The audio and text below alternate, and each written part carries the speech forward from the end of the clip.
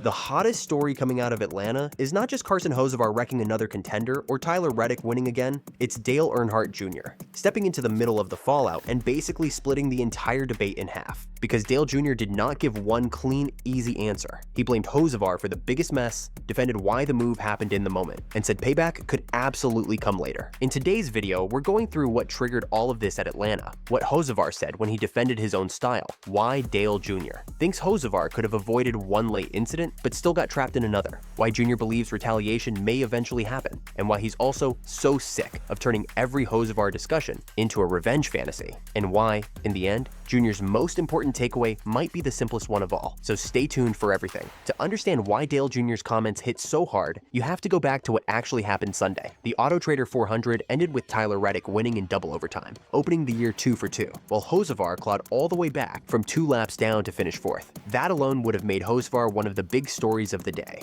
A 2-lap comeback to P4 on a drafting-style Atlanta track is no joke, and Hocevar did what he usually does after a race like that. He didn't back away from the criticism. On SiriusXM NASCAR radio, he basically doubled down on the identity everyone already thinks he has. He said the racing is aggressive both ways, not just from him to everyone else, and he described his choices at Bowman Gray, Daytona, and Atlanta as calculated, even if they were aggressive. He also made the larger point that when you are making hundreds of split-second decisions in a race, some of them are going to be wrong. So before Dale Jr. ever gave his opinion, the stage was already set. Hocevar was not promising to tone it down, and the rest of the sport was left to decide whether that confidence is competitive fire or a problem that keeps getting worse. Then Dale Jr. got specific, and one of the most telling parts of his reaction was actually not the Bell incident. It was the Joey Logano contact. Jr. said Hocevar had a real chance to avoid spinning Logano late in the race. His read was that Logano was easing down the track a bit. Hocevar was coming up the track, but Hocevar could see him.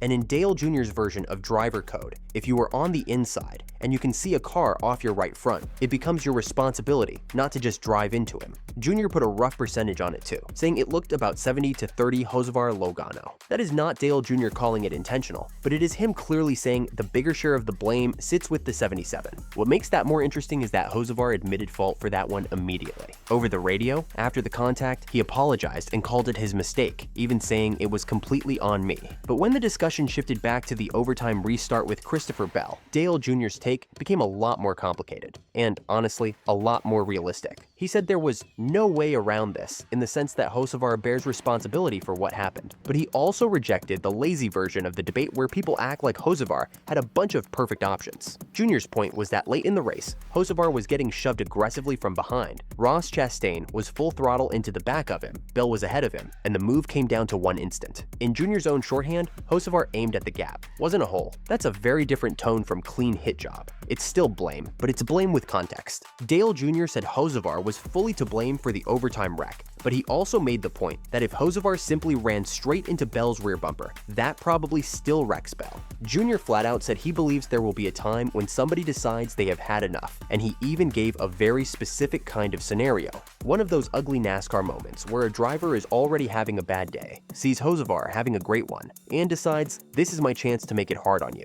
Jr. even floated a name, maybe Denny. He was not predicting Hamlin specifically would do it, but he clearly thinks a veteran with a long memory could one day take the opportunity if the pattern keeps repeating. And Jr. didn't stop there. He added that when drivers get out of the car and say he'll regret that one of these days, we usually do not see anything happen right away. But eventually, enough becomes enough. He said somebody will drop the hammer, and even tossed out another possible personality who could play enforcer, Noah Gragson, because in Jr.'s words, Gragson likes to be the messenger. That part of the conversation matters because it lines up with what other veterans, like Kevin Harvick, have already said. Not that NASCAR needs to police Hocevar, but that the garage has a way of eventually policing drivers whose style keeps putting others in bad positions. Jr. was not inventing that culture. He was acknowledging it openly. But here is where Dale Jr.'s take gets even more interesting. After openly saying yes, payback could happen, he also said he is already tired of talking about it. That sounds contradictory until you listen to what he actually meant. Jr. was basically frustrated that every Hocevar discussion turns into the same tired loop of hypotheticals. Who gets him back? When? How? Will he change? Won't he change? Instead of just breaking down the incident that actually happened, he said, in plain terms, I get so sick of that shit. However, Jr. does not think Carson Hocevar is going to fundamentally change.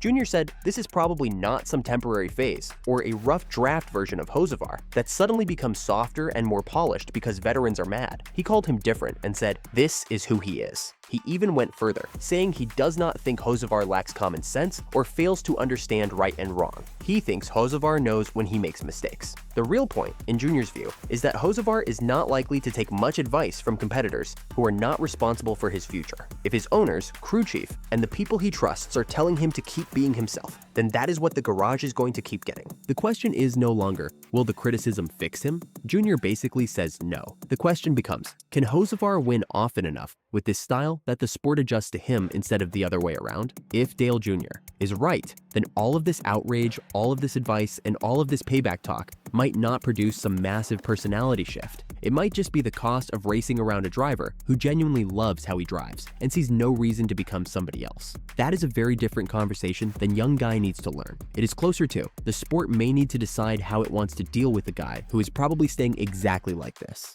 Now, as for what comes next, the timing is perfect because the series leaves Atlanta's drafting chaos and heads to a completely different kind of test at COTA. While Atlanta was pack momentum and lane choices, COTA is braking zones, track limits, patience, and whether guys remember what happened 1 week earlier when you meet them wheel to wheel into turn 1. So, the big thing to watch is not just whether Hocevar has speed again, it's whether anybody who left Atlanta irritated decides to race him differently now that the style of battle changes. So that is why Dale Jr.'s reaction shocked so many people. He did not go full anti-Hocevar, and he did not defend him blindly either. He blamed him, explained him, predicted retaliation, rejected the revenge obsession, and then basically said the whole garage may need to accept that this is the real Carson Hocevar. And honestly, that may be the most uncomfortable answer of all, because it means this story probably is not cooling off anytime soon. Now I want your take. Is Dale Jr. right that Hocevar is not really going to change? Or do you think Atlanta is the kind of race that finally forces him to adjust? Who is the favorite to win at COTA? Can Reddick complete a three-peat? Or will Hocevar finally get his first win of the season?